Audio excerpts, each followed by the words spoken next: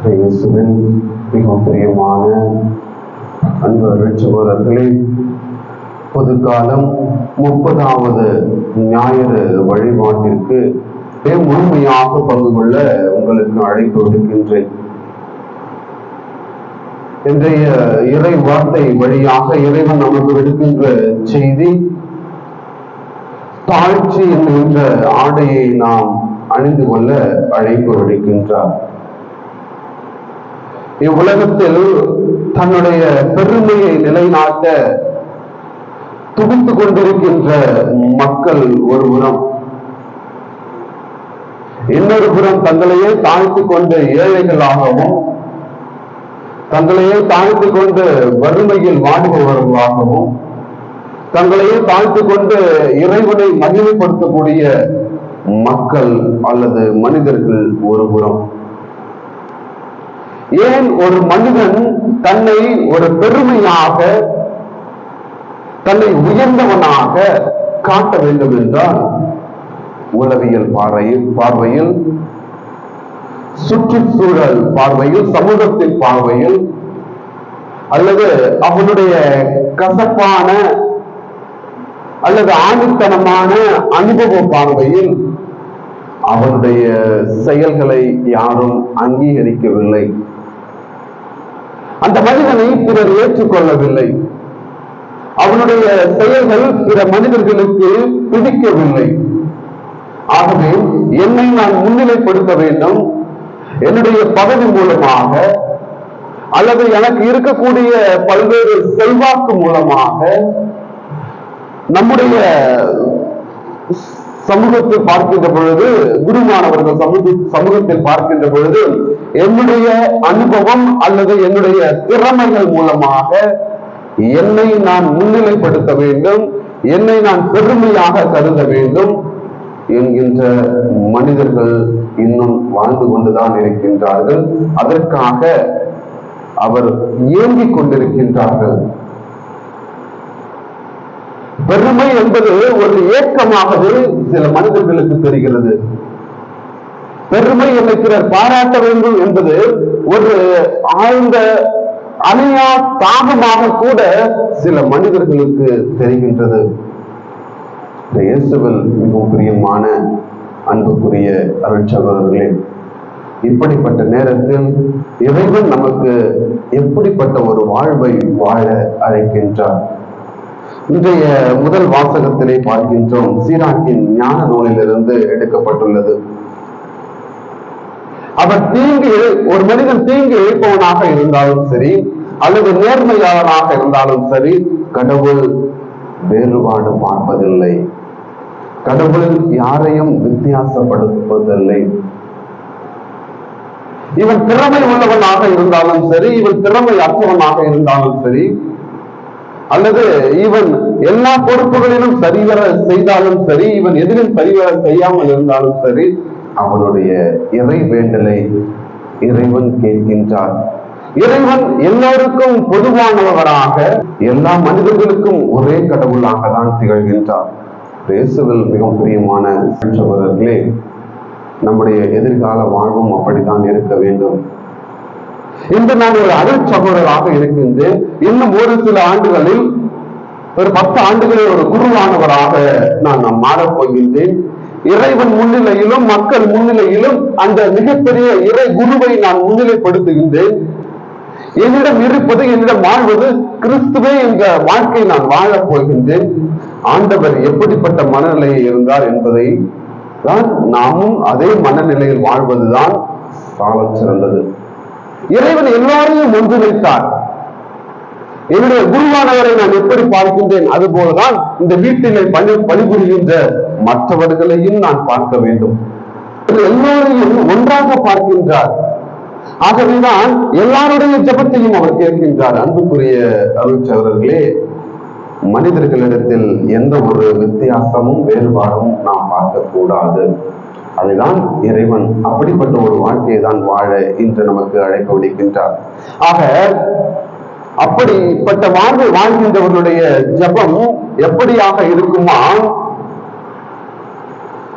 முகில்களை ஊடுருவி செல்லுகின்ற ஜெபமாக இருக்கும் என்று ஆண்டவர் என்று சொல்லுகின்றார். கடவுள் ஒரு மனிதனை எப்படி பார்க்கின்றாரோ நானும் அந்த மனிதனை அப்படித்தான் பார்க்கின்றேன் என்கின்ற ஒரு மனப்பாங்கோடு மனநிலையோடு வாழ்கின்ற பொழுது அந்த மனிதனின் ஜெபமானது முகில்களை ஊடுருவி செல்லும். முகில்கள் என்றால் வானம், வானத்தையும் அது ஊடுருவி செல்லும். இது எதை குறிக்கிறது என்றால், நான் எப்படிப்பட்டவனாக இருந்தாலும் சரி, என்னுடைய வாழ்வு எப்படியாக இருந்தாலும் சரி, ஆனால் இறைவன் பிற மனிதர்களை பார்ப்பது போல் நான் பிறரை பார்க்கின்றேன் என்றால், கடவுளிடமிருந்து நான் எவ்வளவு வெகு தூரத்தில் இருந்தாலும் இறைவன் என்னுடைய ஜபத்தை கேட்கின்றார். அதுதான் சொல்கிறது முதல் வாசகம். அது முகில்களை ஊடுருவி செல்லும், வானத்தையும் தாண்டி அது செல்லும் என்று இன்றைய முதல் வாசகமானது நமக்கு எடுத்துரைக்கின்றது. இன்றைய இரண்டாவது வாசகத்திலே வருகின்ற பொழுது புனித பவுலடியார் தீமோத்தேயுக்கு எழுதிய திருமுகத்திலிருந்து எடுக்கப்பட்டுள்ள வாசகம். பல்வேறு நேரங்களில் இறப்பு திருப்பலியில் இந்த வாசகமானது வாசிக்கப்படும். இறப்பு திருப்பலியில் இந்த வாசகமானது வாசிக்கப்படும். இயேசுவில் மிகவும் பிரியமான அன்பு அருட்சகோதரர்களே, சாவின் விளிம்பை சந்தித்தவர் புனித பவுலடியார். ஆகவேதான் அவர் சொல்கின்றார், அனைத்திலும் இருந்து அவர் என்னை விடுவித்து தம்முடைய விண்ணரசில் சேர்த்து எனக்கு மீட்பளித்தார் என்று. பிரியமானவர்களே, புனித பவுலடியாருடைய வாழ்வை எடுத்து பார்க்கின்ற பொழுது, நம்முடைய வாழ்க்கையில் நாம் சவால்களை சந்திக்கின்ற பொழுது நமக்கு ஆறுதல் அளிக்கக்கூடிய ஒரு வாழ்வாக தான் புனித பவுலடியாருடைய வாழ்வு இருந்தது. தாவீது அரசர், தானியேல் இறைவாக்கினர், இவர்கள் எல்லாம் சிங்கத்தின் வாயிலிருந்து தப்பியவர்கள். ஏனென்றால் இறைவன் அவர்களோடு இருந்தார்.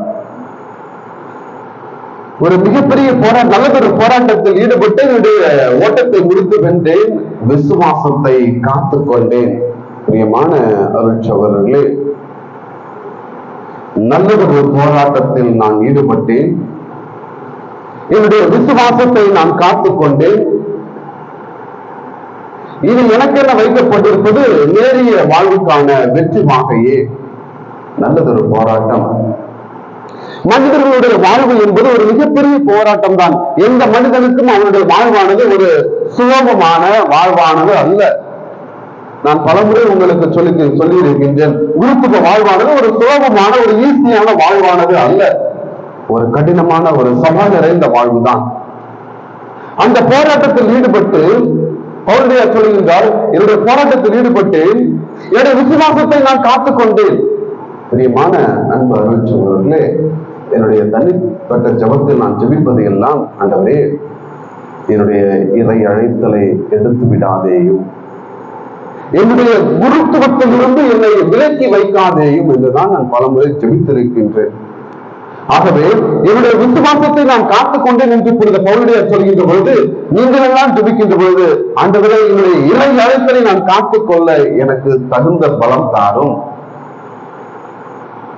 பல்வேறு போராட்டங்களை நான் சந்தித்தாலும், சாவின் விளிம்பில் நான் இருந்தாலும், எத்தனை துயரங்களை நான் சந்தித்தாலும், எனக்கு என்னுடைய இறை அழைத்தலை காத்துக்கொண்டு அந்த இறை குருத்துவத்தில் நான் முழுமையாக பங்கேற்று இறக்கும் வரை அந்த குருத்துவத்திலே நான் நிலைத்து நிற்க எனக்கு நல்லதொரு தன்னம்பிக்கை கொடுத்தரல வேண்டும் என்றுதான் நம்முடைய ஜபமாக இருக்க வேண்டும். அன்புக்குரிய அருள் சகோதரர்களே, அவ்வளவு பெரிய பிரச்சனை வரட்டும்,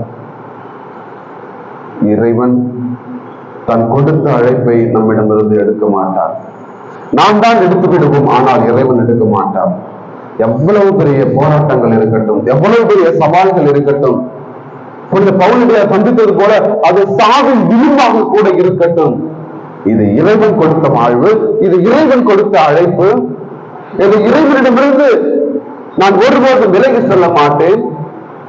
என்னிடம் உள்ளது எப்படிப்பட்ட சூழ்நிலைகளை நான் சந்தித்தாலும் என்னுடைய இறை அழைத்தலானது என்னை விட்டு விலகி செல்லாது என்கின்ற மனப்பாங்கோடு மனப்பக்குவத்தோடு நாம் வளர்கின்ற பொழுது இறைவன் நம்மை நிறைவாக தான் ஆசீர்வதிப்பார்.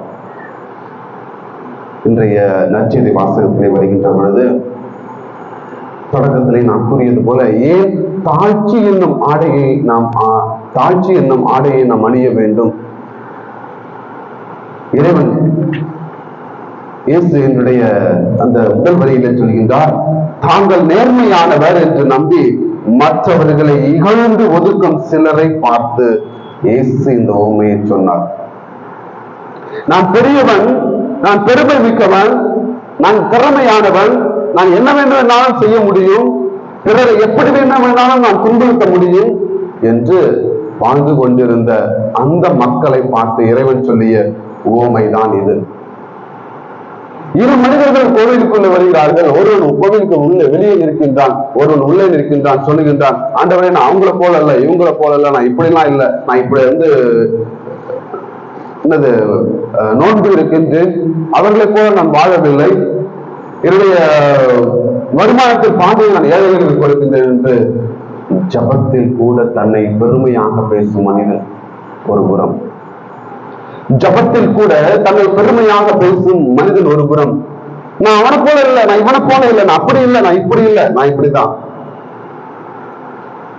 இன்னொருவன் ஆலயத்திற்கு வெளியில் நின்று கொண்டு வானத்தை அண்ணாந்து பார்க்க கூட நான் தகுதி இல்லாமல் தன்னுடைய மார்பில் அடித்து நான் பாவி என்று சொல்கின்ற மனிதன் இன்னொரு புறம்.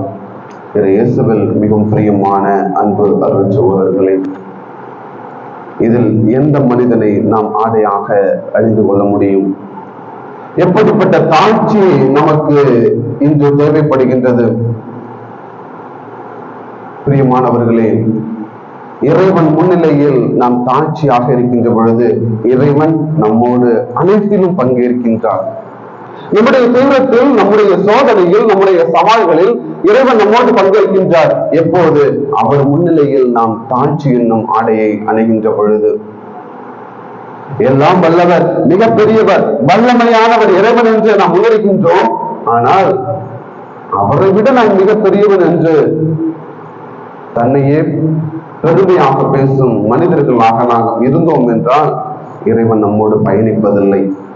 இறைவன் நம்மோடு பயணிப்பதில்லை. பிரியமானவர்களே, நாம் நன்கு ஆழமாக உணர வேண்டியது, நான் பாவி, நான் வலிமையற்றவன். நம்முடைய ஜபம் எல்லாம் அப்படித்தான் இருக்க வேண்டும்.